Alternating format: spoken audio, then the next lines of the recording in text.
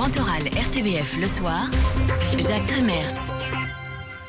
Madame, monsieur, bonjour. C'est l'une des rares formations politiques qui tire son épingle du jeu. Actuellement, le Parti du Travail de Belgique progresse dans les intentions de vote publiées cette semaine. 2 ans après les élections du 25 mai 2014, nous sommes donc à la moitié de la législature fédérale et le PTB serait désormais le 3e parti du sud du pays. Et celui que nous recevons aujourd'hui dans le Grand Oral est l'un de ses représentants, de ses élus, puisqu'il est député fédéral. C'est le porte-parole du PTB, un homme dont on vante les qualités de communicateur jusque dans les rangs de l'opposition. C'est Raoul Edebouw. Bonjour. Bonjour. Vous êtes également conseiller communal à la ville de Liège. Nous sommes ensemble pendant 40 minutes pour faire le tour de l'actualité avec aussi Bernard Demonty, journaliste au journal Le Soir. Bonjour. Bonjour. Et Jean-Pierre Jacquemin, directeur de l'information à la RTBF. Bonjour. Bonjour. Raoul Edebouw, faut-il avoir peur du PTB? Ah non, vraiment pas. Il faut même se réjouir, je crois, de voir un parti comme le PTB grandir. Je crois qu'il faut avoir peur surtout de l'évolution de notre société, du chacun pour soi, de l'individualisme, du rouleau compresseur libéral qu'on voit à l'ensemble de l'Europe. Moi, c'est ça qui doit faire peur aux gens. Et je crois qu'il y a une envie dans l'ensemble de l'Europe, et c'est pas que le monopole du PTB, de vouloir justement retrouver un autre son de cloche. Et donc, moi, je crois qu'il y a toute raison de se réjouir justement d'avoir une gauche qui reprend des couleurs, reprend de monter dans les sondages. Et lorsqu'on dit de vous, comme Zakia Katabi d'Écolo par exemple, que vous êtes des communistes, qui êtes-vous exactement ? Ah ben nous, on le cache pas, on essaie un peu de raconter à tout le monde c'est quoi notre programme, on écrit des livres, on se revendique d'une idéologie marxiste, on le dit qu'on veut par exemple, pour des raisons écologiques, nationaliser le secteur de l'électricité, de la production énergétique, parce qu'on estime que la démocratie doit reprendre le contrôle de l'économie.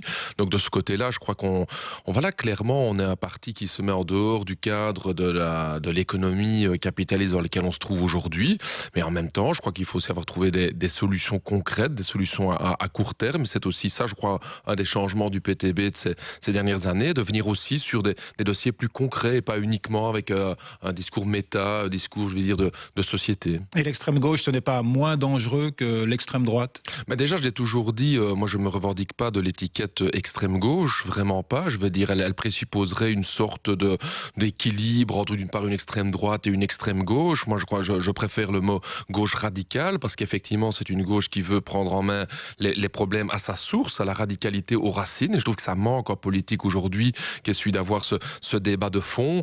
Mais je refute finalement cette étiquette-là qu'on nous colle un petit peu. Et alors, je vais juste dire au niveau de l'extrême droite, on n'a aussi évidemment aucun point commun avec cette extrême droite dont le but est de diffuser la haine, la division des gens, le bouc émissaire qui est l'immigré, alors que le PTB évidemment fait juste le contraire, où on travaille tous les jours à construire la solidarité, à construire l'antiracisme, à construire un combat global d'une société beaucoup plus solidaire. Donc moi, je ne suis pas d'accord avec cette étiquette-là et je préfère l'étiquette de gauche radicale. Vous acceptez qu'on vous dise communiste, mais pas d'extrême gauche. Est-ce que c'est compatible, ça? Non, dans la politologie, on a toujours considéré, à ma connaissance, le PCF, le PC belge, etc., n'ont jamais été taxés d'extrême gauche. Ah bon? Ah non, tout à fait, les politologues ont toujours classé plutôt les groupuscules post-68 art. Non, c'est important, je veux dire, à ma connaissance, les politologues n'ont jamais qualifié le Parti communiste de Belgique d'extrême gauche. C'est plutôt une étiquette qui est venue dans les années 70, 80. Enfin bon, les maoïstes, les trotskistes, dont certains d'entre vous faites référence, ça c'était quand même l'extrême gauche. C'est pour ça que je dis... La Ligue communiste révolutionnaire, c'est l'extrême gauche. On sait bien que dans les manifestations, vous les collez à la fin de la manifestation, vous allez l'empêcher de passer devant.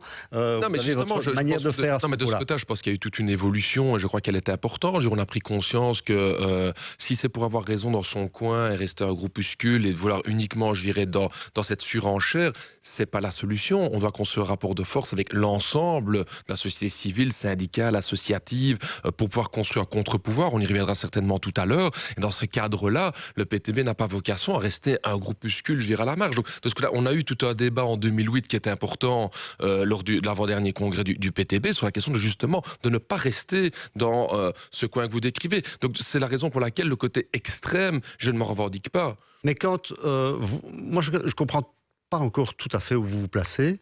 Je sais que vous n'aimez pas que l'on rappelle que je ne veux pas vos ancêtres, mais il n'y a pas tellement longtemps, en 2011 encore, certains d'entre vous trouvaient que la Corée du Nord était quelque chose qu'il fallait défendre contre l'impérialisme américain. Mais et dans le même temps, il n'y a pas eu ça. Hein. Je suis déjà revenu un petit peu quelques fois là-dessus, donc là on remonte quand même plutôt à 20 ans. C'est important. On est bien d'accord.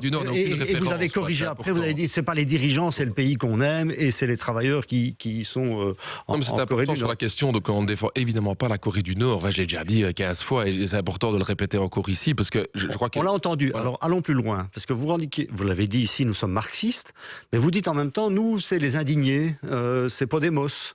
Non, jamais. Il n'y a pas tellement longtemps, je vous ai encore entendu, même sur une chaîne concurrente, dire voilà comment il faut faire. Ce sont ceux-là avec qui on pourrait avancer. Non, je dis que l'ensemble, la gauche radicale, elle parle en Europe et elle a raison. Donc nous faisons partie de la GUE, la gauche unie européenne, qui est donc un groupe technique au Parlement européen. Nous n'avons pas encore d'élus, mais elle permet aussi à des partis qui n'ont pas d'élus européens en faire partie. Et dans ce groupe, il y a Syriza, il y a Podemos, il y a le Parti communiste français, il y a le Front de gauche. Donc toute cette gauche radicale se parle et c'est très très bien. Maintenant, je crois qu'il y a beaucoup de spécificités entre tous ces pays. On n'a pas la même histoire, on n'a pas la même lutte non plus. Je veux dire, en Espagne, la situation aujourd'hui, on a une crise politique et sociale tout à fait complète, donc je pense qu'il faut se garder des copier-coller. Et je suis tout à fait d'accord avec vous que le PTB a beaucoup trop fait des copier-coller, je vais dire, dans son passé, et justement c'est là qu'on veut se garder. Mais on ne dit pas que nous sommes le Podemos belge, je crois que c'est beaucoup plus complexe que ça. Je pense qu'il y a beaucoup de débats aujourd'hui dans Podemos, justement sur les questions de stratégie, qu'est-ce qu'on fait, est-ce qu'on va oui ou non au gouvernement, avec qui, etc. Donc moi je ne me revendique pas en tout cas d'un copier-coller par rapport aux autres pays. Un modèle quand même, néanmoins, parce que c'est toujours bon de faire, un terme que vous n'aimez certainement pas, de benchmarking, de voir à quoi, vous ressemblez. Quel est le pays dans lequel ça fonctionne bien et que vous trouvez qu'il faudrait que ça fonctionne comme ça? On a déjà compris, la Corée du Nord, non. Le Venezuela? Non, mais non plus, Mais non, mais c'est important. On est ici en Europe occidentale dans une économie les plus productives et les plus riches au monde. Vous me parlez ici en sans arrêt de pays du tiers-monde qui tentent, la première étape de ces pays du tiers-monde, c'est d'avoir une indépendance, qu'elle soit économique et politique. Le Venezuela, c'est un pays riche en pétrole. Voilà, riche en pétrole, mais pauvre au niveau de oui, mais pourtant, avec des dirigeants qui s'en prenaient à tout le moins, comme vous, à l'impérialisme américain. Non, mais en tout cas, qu'aujourd'hui, que je me réjouisse qu'en Amérique latine, il y a un vent nouveau qui a soufflé après toutes ces économies qui ont été laminées par l'ultralibéralisme que les Américains ont installé en Amérique latine dans les années 80 et 90, c'est le cas. Je préfère avoir une Amérique latine qui se développe elle-même, qui décide elle-même ce qu'elle fait de ses ressources, qui les investit elle-même dans son tissu économique. Ça peut me réjouir. Maduro, c'est quand même pas... C'est votre héros? Mais non, mais c'est pas mon héros, c'est ça, Monsieur Jacquemet. Je pense réellement, évidemment que non. Il y a énormément des tensions politiques dans ce type de pays-là. Je rappelle quand même, il faut arrêter d'être dans ce monde de bisounours. Donc l'interventionnisme américain, nord-américain dans toute l'Amérique latine, qu'elle considère toujours aujourd'hui comme étant sa chasse gardée, continue à être présent. Quand la semaine passée, on apprend que la CIA a joué un rôle dans le fait d'avoir capturé Mandela, il faut arrêter. Le monde n'est pas fait de bisounours. Aujourd'hui, moi, je constate que quand des peuples dans le tiers-monde, que ce soit en Amérique latine, que ce soit en Afrique ou en Asie, se soulèvent et disent nous voulons notre indépendance, il y a une intervention systématique des pays occidentaux. Donc de ce côté, moi je dis laissons ces pays tranquilles. Je crois qu'on a intérêt d'avoir un monde multipolaire, pas un monde unipolaire qui est dominé uniquement par la superpuissance américaine, qu'on permette un développement économique beaucoup plus harmonieux. C'est pas le cas aujourd'hui en Belgique et j'espère que ces pays du Sud... Et l'endroit où ça se passe bien? Ben, malheureusement, M. Jacquemet, le monde ne tourne pas vraiment rond aujourd'hui. Il n'y a pas un pays que moi je peux vous dire ça se passe bien, pas du tout. Je crois que c'est ça justement qu'on veut voir changer. Et c'est ça qu'humblement, parce que je le dis en toute humilité, nous tentons de changer à notre échelle belge et à l'échelle européenne, parce que c'est clair qu'il faudrait une solution au niveau de l'Europe. Justement, en Europe, avec qui? Puisque dans les pays du tiers-monde, on peut estimer, ou des pays en voie de développement, on peut estimer que la comparaison n'est peut-être pas raison encore que. Est-ce qu'en Europe, il y a un modèle, puisque souvent dans votre programme, vous dites, ou dans vos expressions publiques, vous dites nous n'y arriverons pas seuls, il nous faut des relais. Est-ce qu'il y a un parti en Europe, en France, en Grèce très précisément qui peut incarner vos valeurs et vous permettre alors de vous allier? Non, on n'a pas de parti copier-coller. Je veux dire, ça, on l'a pas ici en Europe. Comme je le dis, les gauches sont très différentes. Elles ne sont pas toujours unies dans les différents pays européens, différentes expériences.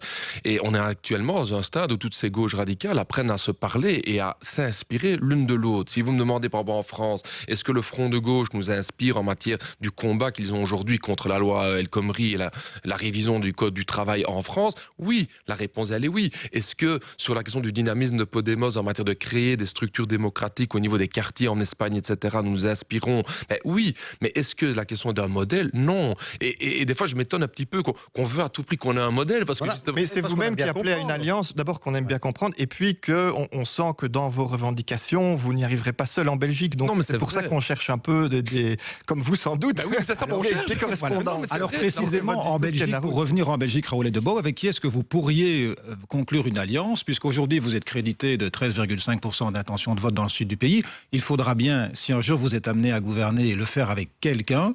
Avec qui pourriez-vous gouverner, aller au pouvoir, mener des projets concrets? Mais d'abord, soyons clairs sur la question des sondages, parce que je crois que c'est un point important. La reconstruction aujourd'hui d'un rapport de force populaire dans le camp de la gauche, ça va prendre 10-15 ans.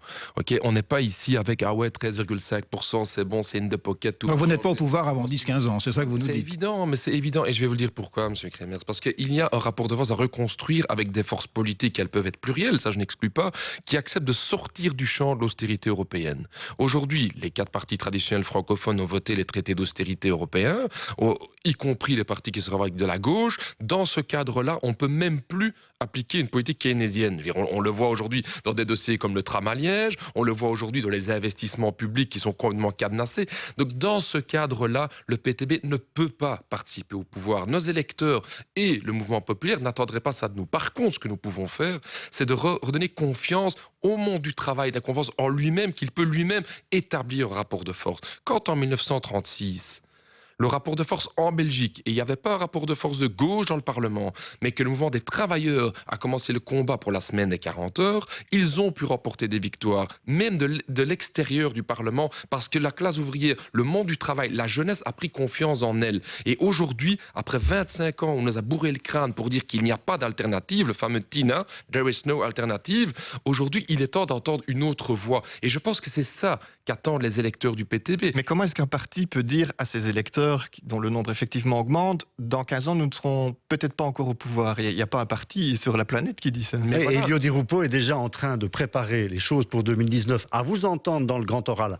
à l'instant, en disant voter PTB, c'est voter inutile, il se rend bien compte qu'ils ne pourront pas aller au pouvoir. Mais je pense que beaucoup de gens se sont rendus compte que de toute façon, voter pour Elio, ça n'a pas beaucoup servi pour éviter la chasse aux chômeurs. Donc une partie importante du peuple de gauche se dit il faut trouver d'autres solutions. Et moi, ce que j'entends, c'est que beaucoup de gens sont contents d'entendre qu'il y a un parti qui ne pense pas qu'à prendre le pouvoir à court terme, qui ne pense pas qu'au poste, qui ne pense pas qu'au lobbying, mais qui se dit il y a une stratégie qui est importante, qui prendra du temps. Aujourd'hui, nous devons reconstruire un rapport de force. Nous devons reconstruire des organisations. Pour moi, c'est tout aussi important de monter le sondage que de construire le PTB, d'aider le PTB à se construire dans les quartiers. Parce que ce n'est pas en restant dans son fauteuil qu'on va changer le rapport de force. Moi, quand les gens me disent « Monsieur Deboche, je vais voter pour vous, vous allez tout changer. » Vous pouvez demander à tout le monde. Je réponds toujours « Non, non. » C'est maintenant que ça commence. C'est maintenant que ça commence. Les citoyens doivent se mobiliser, doivent prendre leur sort en main. Et dans ce cadre-là, le PTB peut modestement aider à cette structuration du mouvement, que ce soit dans les quartiers, que ce soit dans les entreprises. Je veux dire, ce n'est qu'à partir du moment où les travailleurs, où la jeunesse s'est organisée, qu'elle a pu faire reculer les gouvernements de droite. Le Front populaire que vous prenez en exemple depuis quelques jours, c'est quand même une alliance justement pour aller au pouvoir avec des socialistes, des radicaux. C'est quand même ce modèle-là que vous... La première chose, quand je prends la référence au Front populaire, c'est d'abord une extraordinaire mobilisation du monde du travail, du monde culturel. Je vais dire les artistes français, les artistes belges qui se sont mobilisés pour renverser l'hégémonie culturelle. Parce qu'aujourd'hui, on a dans nos sociétés occidentales en Europe une hégémonie culturelle de la droite depuis 20 ans. Et comme disait Antonio Gramsci, il est temps aujourd'hui que nous pouvons nous-mêmes reconstruire une hégémonie culturelle de la gauche. Et ça, effectivement, ça va prendre du temps. Mais sans alliance avec qui que ce soit dans la gauche avant 15 ans, si je comprends. Il y a beaucoup d'associations, d'organisations syndicales aujourd'hui qui veulent entendre une autre voix de gauche. Le PTB ne croit pas qu'il va résoudre lui tout seul les questions, que du contraire. Ce sera effectivement avec beaucoup d'autres organisations. Si au niveau politique, et là je le dis clairement, si au niveau politique les lignes bougent et qu'il devait y avoir des partis, comme par exemple le PS ou Écolo, qui diraient on sort du cadre de l'austérité européen. On veut sortir de ce cadre, de cette économie libérale, etc. On peut rediscuter. Pour l'instant, je constate que dans les débats doctrinaux qu'il y a en Belgique, il n'y a pas cette remise en cause.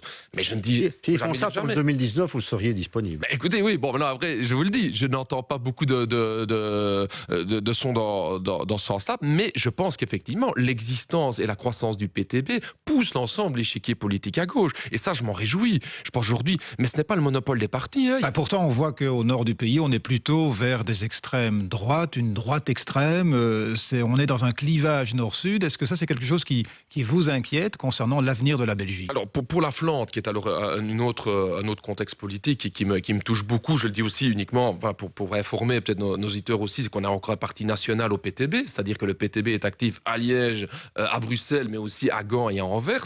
Donc, effectivement, il y a une évolution qui me tracasse, mais je ferai deux observations. La première, c'est que d'une part, les électeurs qui retournent aujourd'hui au Vlaams-Belang étaient déjà des électeurs qui étaient dans le bloc de la droite, et que dans les sondages dont on parle aujourd'hui, on a plutôt le bloc de gauche, SPA, Groen et PVDA qui augmentent. Et deuxièmement, et ça me réjouit, c'est qu'on voit que le PVDA passe à 4,8% et aurait donc 2 élus à partir de la Flandre. Et ça, ce serait une première. Est-ce que c'est pas votre point faible, c'est l'absence de gauche digne de ce nom quand on voit le SPA, qui remonte un peu mais qui reste en difficulté?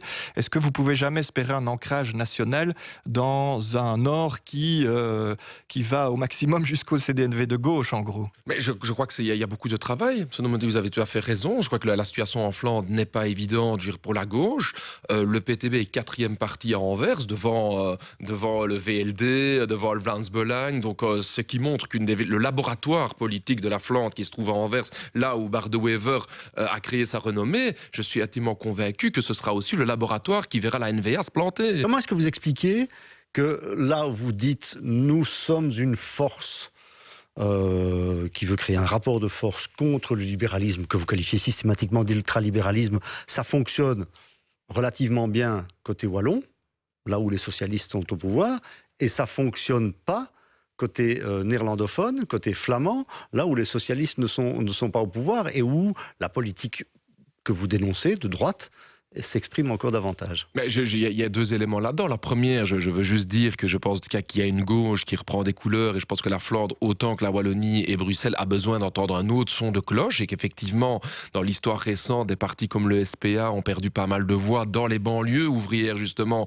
de Gand, d'Anvers, de Alost, parce qu'ils n'entendaient plus une voix de gauche. Quand c'est M. Van den Broek, qui est donc maître à penser du SPA, qui a proposé que les gens travaillent plus longtemps, qui allonge les carrières avec des pensions de 67 ans, etc., etc. Fatalement, il y a une partie du peuple de gauche en Flandre qui dit « moi, je me reconnais plus ». Dans ce cadre-là, une deuxième spécificité, c'est que la Belgique francophone était caractérisée par cette stabilité. Moi, je suis né en 77, je n'ai connu que 4 partis.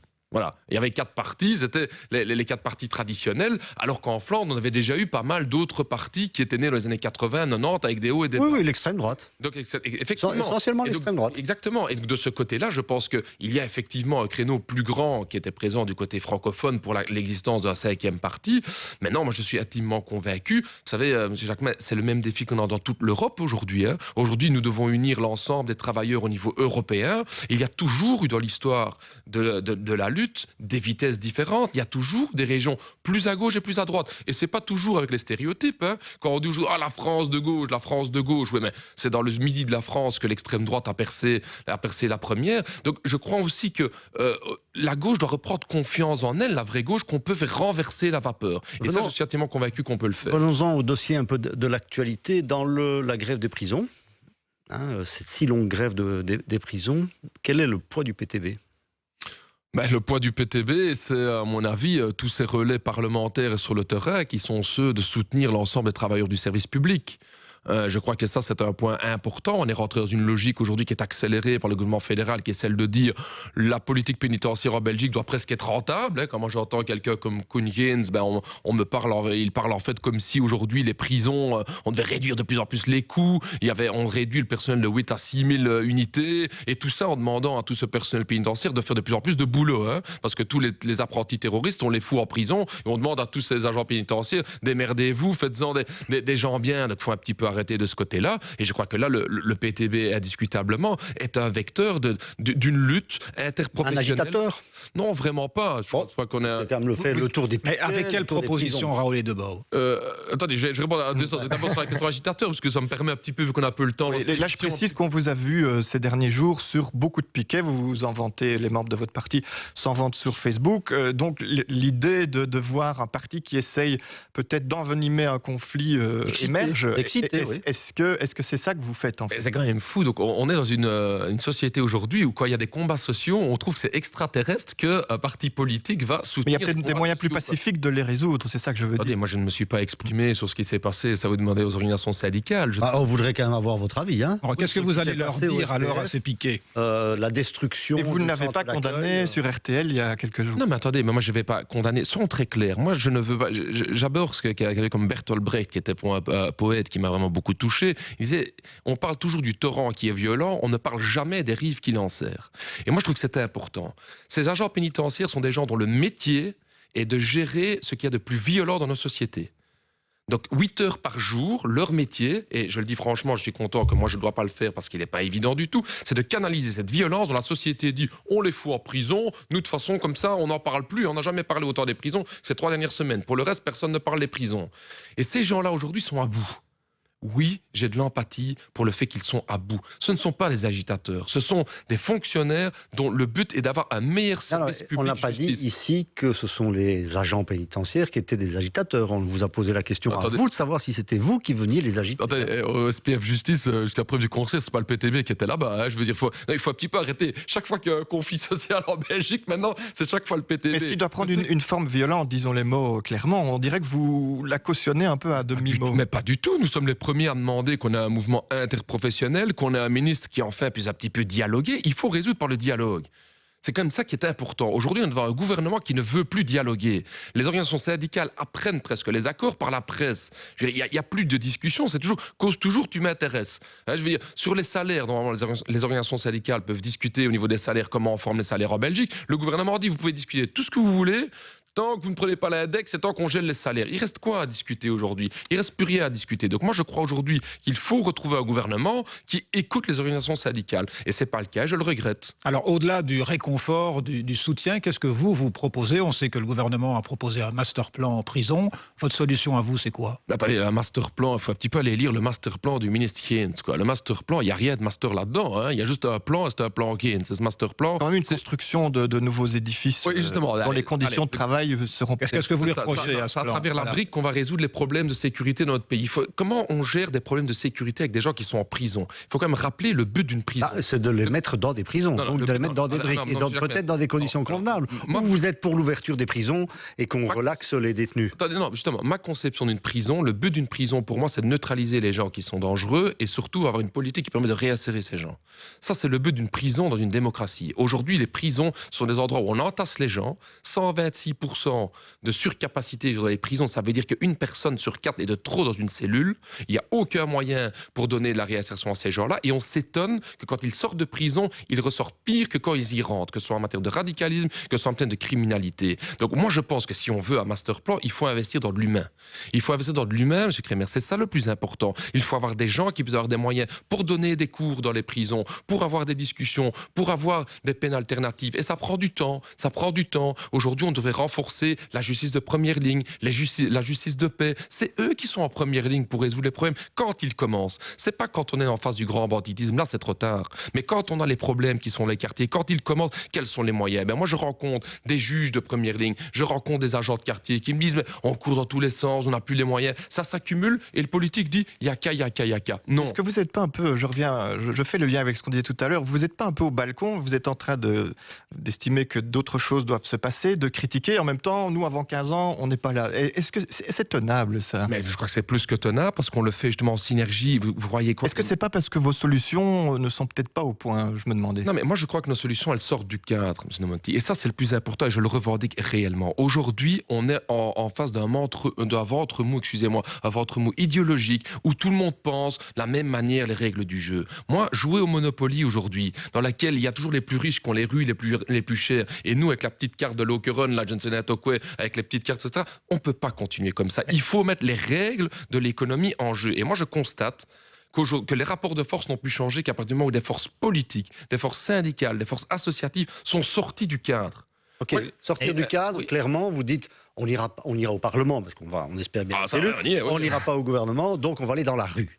Hein, c'est ça, c'est l'endroit où vous voulez créer le rapport de force. C'est ça. C'est dans la rue. Non, mais compris, M. Jacquemet. Exactement. Dans la loi de la rue et pas la rue de la loi, c'est ça que vous dites. Non, mais pourquoi il ne faut pas faire une opposition entre les deux aujourd'hui, je constate uniquement dans notre histoire sociale que c'est à partir du moment où le rapport de force est établi dans la rue que le Parlement a suivi. C'est pas le PTB uniquement qui le dit. Quelques professeurs que je respecte beaucoup, qui est malheureusement décédé, Marcel Liebman, le décrit très bien lui-même, qui expliquait très bien à quel point toutes les réformes sociales ont été précédées d'une mobilisation. Alors, autrement dit, n'attendons pas 2019 et attaquons le 24 mai, attaquons le 24 juin, attaquons à l'automne. Mais on est au cœur de la stratégie. Quand j'entends aujourd'hui... Vous allez parler... Est-ce que votre tentation, c'est de paralyser le pays à l'automne, par exemple? Non, mais on ne veut pas paralyser le pays, on veut le faire fonctionner, justement. C'est ça notre but. On constate aujourd'hui que le gouvernement de droite ne le fait pas fonctionner. Attendez, il y a l'ensemble, la presse internationale pointe du doigt la Belgique pour dire qu'elle ne fonctionne pas dans sa politique pénitentiaire, qu'elle ne fonctionne pas dans sa politique économique. Quand on le voit aujourd'hui, l'exclusion des chômeurs, l'économie qui ne se relance pas. Nous voulons faire fonctionner ce pays, justement, avec toutes les forces vives qui veulent le faire fonctionner. Vous serez quand même dans la rue avec le PS. Vos risque de manifester, peut-être pas à vos côtés immédiatement, mais il y aura des rangs. Il faudrait pour ça qu'ils montent sur le podium que vous tenez. Ah oui, c'est ça, oui, non, mais je vais appeler. Non, mais c'est tant mieux dans les manifestations, elles sont. Est-ce que vous ne trouvez pas que tous les partis devraient s'unir compte tenu de la situation? On a vu Olivier Minguin à votre place appeler à une sorte d'unité nationale. Est-ce que c'est quelque chose dans lequel vous pourriez vous reconnaître? Mais la question, c'est de savoir une unité nationale sur quoi? Si c'est pour dire une unité nationale, pour dire que finalement il faut changer des points et des virgules. C'était un pacte pour la sécurité. Par exemple, un pacte pour la sécurité. Clairement, on a un débat au niveau du Parlement aujourd'hui. Le gouvernement aujourd'hui met en place des mesures où il met sous écoute plus ou moins l'ensemble de la population. On fait les PNR, donc des données, des métadonnées, des milliards de métadonnées, n'importe lequel de nos déplacements va être enregistré aujourd'hui dans des métadonnées. Ça, Google, Amazon le font déjà. Exactement, ce qui est effectivement un danger important et un danger antidémocratique, on a raison de le souligner ici. Donc moi, si c'est pour entrer dans une unité nationale, où on va appliquer des mesures qui en plus montent dans la pratique, elles ne fonctionnent pas. Je veux dire, on le voit dans le cadre des terroristes dont on savait qu'ils étaient en Syrie, ils reviennent à Schiphol, à l'aéroport à Amsterdam, on a les données, mais on ne va même pas les réceptionner là-bas. Pourquoi? Parce qu'il n'y a pas des juges d'instruction pour pouvoir faire les analyses des données. Donc si c'est pour me retrouver dans une unité nationale où on va faire des mesures qui ne sont pas efficaces, non. Mais un juge d'instruction par returnee, c'est de l'utopie de nouveau. Non, mais faut pas dire par returnee. Non, mais à vous entendre ces derniers temps, c'est ça. Est-ce que les ressources humaines, on peut comprendre et on constate quand même un sous-effectif là-dessus, vous avez raison. Mais on est aussi dans des conditions budgétaires que vous contestez, certes, mais qui sont celles-là. Un juge d'instruction ou même un juge d'instruction tous les 3 radicalisés, c'est pas réel. Non, mais alors, je trouve qu'il est quand même important qu'on s'attarde un petit peu sur cette question des restrictions budgétaires, parce que finalement, c'est le débat de fond de notre société. C'est pour ça que le PTB refuse de jouer les règles du jeu. Et donc, la question là, c'est où va-t-on chercher l'argent? Oui, mais exactement. Non, mais exactement. Et c'est pas une question philosophique ou symbolique. Je veux dire, c'est pas la question, il faudra un petit impôt sur la fortune pour un symbolisme. On a aujourd'hui, comme Thomas Piketty l'a bien décrit dans son livre Le Capital au XXIe siècle, il décrit très bien à quel point on retrouve des proportions de polarisation de richesse digne du 19e siècle, à la belle époque. Aujourd'hui, 12 000 nouveaux millionnaires en euros en Belgique par an. Donc quand on dit que c'est la crise aujourd'hui, ce n'est pas du tout la crise pour tout le monde. Ils font cet argent-là comment? Comment est-ce que et donc cet argent et comment vous allez le chercher? Et donc d'une part, il décrit très bien Thomas Piketty comment la base en est, c'est que notre économie augmente de 1%, je veux dire par an, dans le produit national brut, alors que la rentabilité, l'investissement capitalistique est de 4 à 5%. Et donc les travailleurs, les salariés deviennent de plus en plus pauvres et les rentiers, les plus riches deviennent de plus en plus riches. Aujourd'hui, il faut des mesures politiques pour aller chercher cet argent-là. Nous proposons, mais ça peut être discuté, une taxe des millionnaires qui peut être progressive. Voilà, c'est une taxe des millionnaires de 1%, c'est fortune. Ça rapporte combien? Elle rapporterait entre 7 et 8 milliards. On espère que la Cour des comptes, maintenant qu'on est au Parlement, va pouvoir faire aussi les calculs sur nos propositions, parce que peut-être que ça sera même plus. Quand même les experts plutôt de votre bord disent attention à la fuite des capitaux, ça va rien rapporter du tout, c'est une belle idée idéologiquement, humainement, tout ce qu'on veut, mais ça ne rapportera rien. Oui, mais c'est toujours la même chose. Donc, quand il s'agit de venir chercher dans la poche des travailleurs, il n'y a pas de problème. Oui, mais c'est pas dans la poche de qui ici, c'est est-ce que c'est réaliste ou pas? Est-ce que ça va rapporter du sonnant et trébuchant? Écoutez, c'est ça la question. Voilà. Écoutez, il y a un rapport du Sénat français écrit sous Sarkozy. Hein, donc c'est pas, on peut pas dire que c'était des gauchos à l'époque. Hein. Le rapport du Sénat français est très clair. Ils analysent qu'il y a moins de 2% des assujettis à l'impôt sur la fortune, l'impôt de solidarité sur la fortune, l'ISF qui existe en France, qui a quitté le pays. 98% ont payé. Et où vont les 2%? Ils vont en Belgique. Pourquoi? Parce que la Belgique est un paradis fiscal pour les riches. Donc rien que par solidarité avec nos amis français, établissons en Belgique un impôt sur la fortune et arrêtons de faire ce dumping fiscal que la Belgique est championne. L'internationalisme 2.0. Oui. Alors, Exactement. un impôt sur la fortune, c'est une idée. Quoi d'autre? Alors, un impôt sur la fortune, c'est important. Deuxièmement, les conditions de travail. Nous avons mis en avant l'année passée la semaine des 30 heures, la réduction du temps de travail. Nous partons du constat en Belgique que nous avons augmenté la productivité et la production de richesse d'un facteur 4 entre aujourd'hui et 1960. Les travailleurs dans les entreprises le sentent. On produit 4 fois plus de richesse par travailleur. Et donc, la question aujourd'hui, c'est qu'une partie de cette richesse puisse se retrouver dans une réduction du temps de travail pour souffler. Moi, je ne comprends pas. Vous savez, je suis scientifique de formation. Moi, je suis biologiste de formation. Je vois mes collègues biologistes qui voient la science avancer tous les jours. Elle avance, elle est magnifique, la science. Elle est créative, elle est dynamique. Elle trouve des nouvelles technologies, des nouvelles applications. Et normalement, toutes ces avancées scientifiques devraient nous permettre une seule chose, c'est de souffler.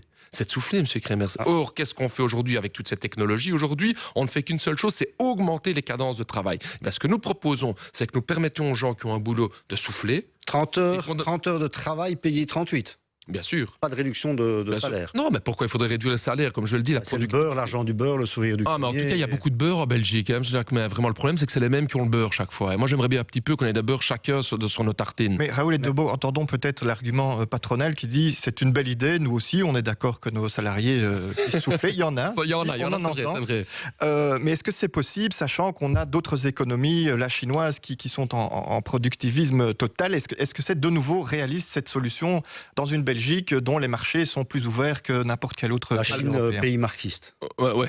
Pareil. Je ne sais pas si j'ai encore du grand marxisme qui se fait en Chine aujourd'hui, mais... Ils se le disent aussi. Ah bah, c'est une question, comme quoi les étiquettes... Mais c'est vrai que quand on les voit au pouvoir, ça change peut-être. Mais pour répondre à votre question, je rappelle quand même, on a une économie ouverte, mais 75 à 80% de notre exportation, donc de nos concurrents, sont nos pays environnants. C'est pas la Chine le grand concurrent de la Belgique. À 80%, c'est la France, ce sont les Pays-Bas et c'est l'Allemagne.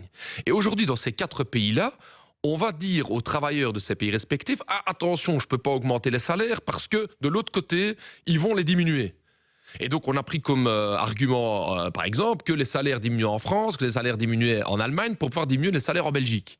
Oui, mais c'est la preuve que justement, même en Allemagne, on est dans un productivisme et que la Belgique toute seule prend des risques. Et c'est la raison pour laquelle, à mon avis, il faut avoir une spirale vers le haut au niveau de ces différents pays. Moi, je constate aujourd'hui qu'on vient de décider d'augmenter les salaires en Allemagne de 5%. Je dis chiche, augmentons les salaires en Belgique. Ça, c'est l'enjeu aujourd'hui. Je constate qu'il y a une réduction du temps de travail en France avec les 35 heures, qu'on réduise le temps de travail, je veux dire, en Belgique. Qu'on ait plutôt une spirale vers le haut plutôt qu'une spirale vers le bas. Et je vous le dis, c'est pas qu'une question philosophique, M. Monti. C'est la question de si l'on continue à toucher au pouvoir d'achat des travailleurs, ils vont pouvoir de moins en moins acheter. Vu qu'ils vont pouvoir de moins en moins acheter, ils vont pouvoir de moins en moins consommer, donc les entreprises vont vendre de moins en moins. Vu qu'elles vont vendre de moins en moins, on va diminuer les salaires. On est dans la spirale, c'est pas le PTB qui a inventé ça, c'est Karl Marx il y a 150 ans, qui avait constaté qu'il y avait un problème sous le capitalisme, qu'on était à la fois producteur et à la fois consommateur, et qu'en diminuant les salaires, on arrive à la crise du capitalisme, et c'est ce qui est le cas aujourd'hui. Alors, Raoul Debo, on vient de voir 3 grands patrons qui ont appelé donc à un sursaut vu l'état défaillant aujourd'hui de la Belgique. Vous êtes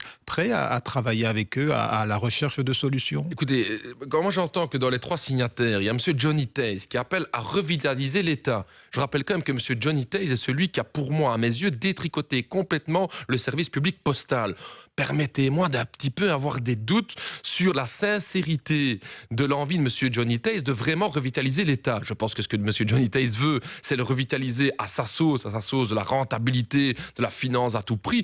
Donc dans ce sens-là, ça va pas être un grand scoop de savoir que le PTB va pas se retrouver dans ce type d'appel-là. Est-ce qu'il ne faudra pas se mettre à table avec eux? Est-ce que vous ne refusez pas de nouveau le débat? Est-ce que, tout patron qu'ils sont, il faudra quand même bien discuter avec quelqu'un? Si à chaque fois vous dites que c'est un patron qui ne convient pas, est-ce que vous aurez jamais un interlocuteur? De toute façon, moi je constate aujourd'hui que les patrons ont leur gouvernement. Hein. Je veux dire, de toute façon, il suffit... Moi, c'est très clair. Quand je veux savoir les décisions du gouvernement le vendredi, je vais d'abord aller lire le communiqué de presse fédéral, du FEB mercredi. Vous pensez que le gouvernement wallon est patronal? Il est en tout cas bien à l'écoute des patrons, en tout cas. Je veux dire, là-dessus, le plan Marshall, etc. Oui, mais enfin bon, En même temps, est-ce que ce n'est pas une des façons de redéployer l'économie en Wallonie, de redonner du travail à de nombreux chômeurs wallons, y compris de longue durée, c'est d'avoir des entrepreneurs qui y vont qui investissent et qui mettent de l'argent pour lancer des entreprises. Je veux distinguer d'abord. Donc, si vous me parlez des petits entrepreneurs, quoi, des PME, des gars qui sont en train de bûcher, etc., je suis évidemment d'accord avec vous. Ces gens-là, aujourd'hui, voudraient aller auprès d'une banque pour demander si on peut investir.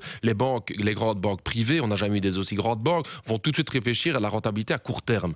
Donc moi, je pense que l'État doit jouer un rôle important. On nationalise les banques ? De toute façon, on a dit dès le départ qu'on voulait remettre sur pied une banque publique.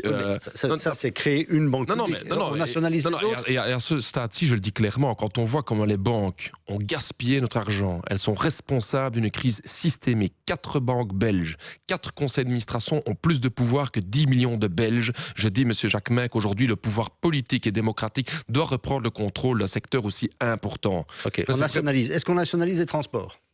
On reprend la SNCB complètement. Voilà, ils sont déjà publics. Ils sont publics. Il y a des pans qui doivent être libéralisés au niveau européen. Je suis contre une libéralisation, effectivement, de secteurs aussi importants, parce que je pense, et sur là, on a un débat philosophique global de la société dans laquelle on veut aller. On ne peut pas raisonner en termes de rentabilité dans le transport. Si vous raisonnez comme ça, vous allez le faire le tout à la voiture. Le modèle des textes doit aussi changer, parce qu'il y a beaucoup d'entrepreneurs privés qui rendent service dans... Oui, tout à fait. Mais je pense vous nationalisez, mais vous avez une Union européenne qui dit, vous pouvez nationaliser très bien, mais vous devez vous comporter comme une entreprise privée. C'est la loi. Vous savez, mais bon, c'est de nouveau attendez, moi, compliqué. Où est-ce qu'on laisse filer le déficit ? On passe à 150% de déficit par rapport au... Oui, non, mais il y a une question très importante pour les générations futures. En fait, c'est la même chose. C'est une Europe qui dit vous devez avoir un budget dans les cordes et vous devez vous comporter comme une entreprise privée. Finalement, voilà, tout seul, vous n'y arriverez pas. Alors, il y a 2 choses. La première chose, c'est surtout si vous n'êtes pas au pouvoir. Il nous reste 3 minutes. Oh non, déjà ? Allez-y. Moi, je constate que l'Europe aujourd'hui, quand elle dit on ne peut pas faire des aides d'État, quand il y a eu la crise bancaire, il n'y a eu pas de problème. En 24 heures, toutes les directives européennes ont été annulées pour donner des milliards aux banques. Donc il y a 2 poids 2 mesures. Deuxièmement, je suis convaincu que la voie dans laquelle va l'Europe aujourd'hui est effectivement la mauvaise voie. C'est une Europe de la concurrence, une concurrence de tous les travailleurs les uns contre les autres, les Polonais contre les Roumains contre les Belges, etc., où on est en train d'aller vers une spirale vers le bas.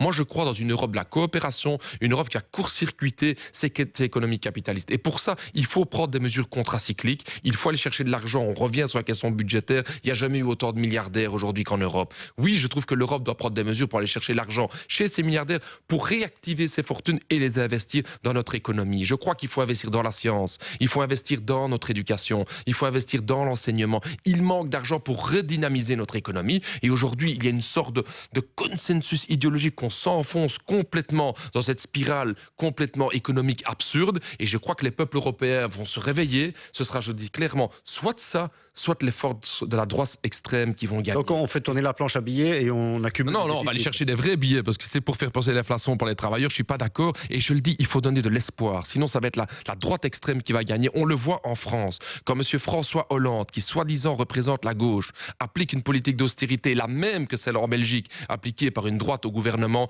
c'est le peuple de gauche qui perd espoir et qui peut alors à ce moment être complètement désillusionné. Il faut rendre l'espoir et c'est cet espoir-là aussi que nous voulons rendre dans les mois à venir. Alors cet espoir, est-ce qu'il est aussi dans la rue? Vous en avez parlé tout à l'heure, ces mouvements comme Nuit debout, toute autre chose qui se font jour aujourd'hui. Est-ce que là, pour vous, il y a un vivier d'idées, voire un vivier d'électeurs aussi, de manière de réaliser vos En tout cas, un vivier d'idées. Je pense que le côté électeur, je le dis, c'est pas les électeurs que le mouvement ouvrier a besoin, que le mouvement des travailleurs a besoin. C'est des citoyens conscients qui se réveillent, qui sont debout. C'est le biologiste en moi qui parle. Le cerveau humain, il fonctionne beaucoup mieux quand il marche en rue que quand il est dans son fauteuil. Il faut qu'on aille en rue, il faut qu'on discute. Donc oui, des initiatives comme Nuit debout, etc. C'est génial. Ça discute partout. J'ai rencontré la semaine passée quelqu'un comme François Ruffin, qui est le réalisateur de Merci Patron, un film génial d'ailleurs qu'il faut vraiment aller regarder parce que vraiment il est hyper poilant, hyper rigolo. Et en même temps, il montre à quel point les puissants sont vulnérables. Et François Ruffin finit son film en disant mais il faut qu'on arrête quoi. Nous sommes plus forts que nous le croyons et ils sont plus